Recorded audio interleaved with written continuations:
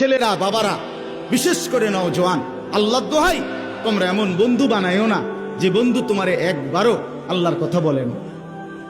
বিকাল ৩টা বাজে আড্ডা দিতে শুরু করলা একসাথের বন্ধুরা, রাতের 11টা পর্যন্ত 8 ঘন্টায় ওই তোমারে আসর, মাগরিব, এশা 3 ওয়াক্ত নামাজের সময় চলে গেল, একটা বার তোমার এসে নামাজের কথা বলল না। তোমার সাথে একটা ছেলে, কারো মুখে একটাবার আল্লাহর নাম বের হলো না।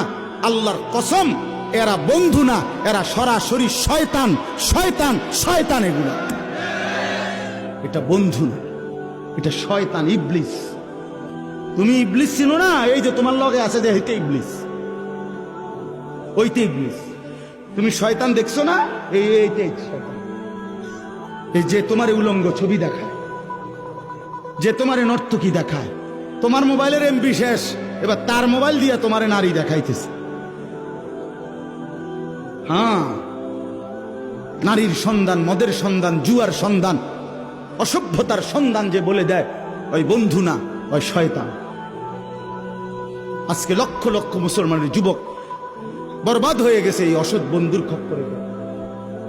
সমবয়সী বন্ধু, এই দুষ্ট, এই শয়তান ভালো ঘরের ছেলে মেয়েটাকে নষ্ট করে দিয়েছে। বাবাও ভালো ছিল, মাও ভালো ছিল, কিন্তু অসৎ বন্ধুর খপ্পরে পড়ে বেচারা শেষ, চরিত্রহীনের খপ্পরে পড়ে।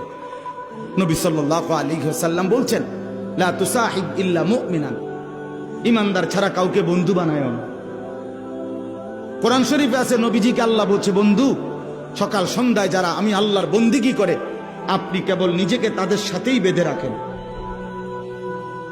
হ্যাঁ, অসবির নাফসাকা মাআল্লাযীনা ইয়াদউনা রাব্বাহুম বিল গাদাতি ওয়াল আশিয়্যি ইউরিদুনা ওয়াজহা।